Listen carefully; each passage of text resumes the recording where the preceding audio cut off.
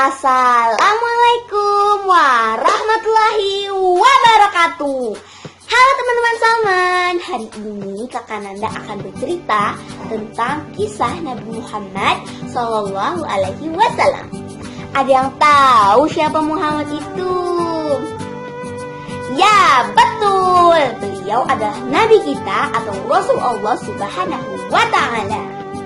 Rasul artinya utusan. Berarti Muhammad adalah utusan Allah. Rasul tugasnya menyampaikan agama Allah, yaitu agama Islam. Dan Nabi Muhammad ini adalah Rasul yang terakhir. Jadi setelah Nabi Muhammad ini sudah tidak ada Rasul lagi. Nabi Muhammad SAW lahir di kota Mekah pada hari Senin tanggal 12 Rabiul Awal tahun Gajah atau 20 April tahun 571 Masehi. Ibunya bernama Aminah dan ayahnya bernama Abdullah. Diingat-ingat ya, ibunya Aminah dan ayahnya Abdullah. Pada usia 6 bulan dalam kandungannya, ayahnya meninggal dunia. Jadi Nabi Muhammad sudah menjadi yatim sejak dalam kandungan. Dan semasa kecil Muhammad diasuh oleh Halimah As-Sa'diyah. Ketika Muhammad berusia 6 tahun, ibunya juga meninggal dunia. Jadi Muhammad sekarang telah menjadi yatim piatu. Sejak itu Muhammad ikut kakeknya bernama Abdul Muthalib. Beliau tinggal bersama kakeknya selama 2 tahun. Ketika Muhammad berusia 8 tahun, kakeknya wafat. Dan kemudian tinggal bersama pamannya yang bernama Abdul Thalib. Jangan sampai tertukar ya teman-teman.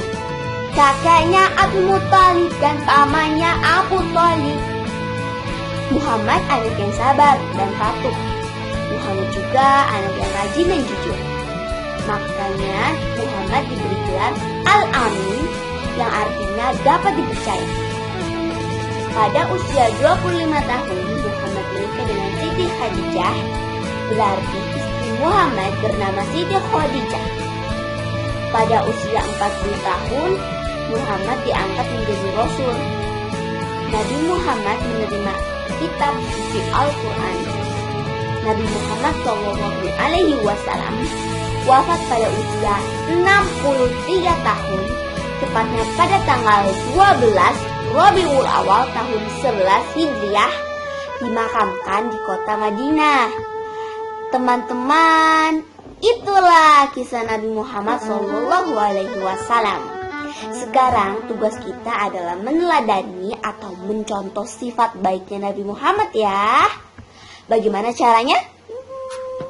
Yang pertama, kita harus rajin. Di antaranya rajin beribadah, yaitu dengan mengerjakan sholat, berpuasa, mengaji, dan belajar. Yang kedua adalah jujur.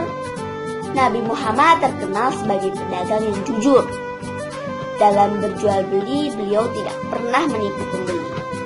Jadi kita harus bersifat jujur, seperti tidak menyontek ketika ulangan. Yang ketiga adalah sabar dan tabah.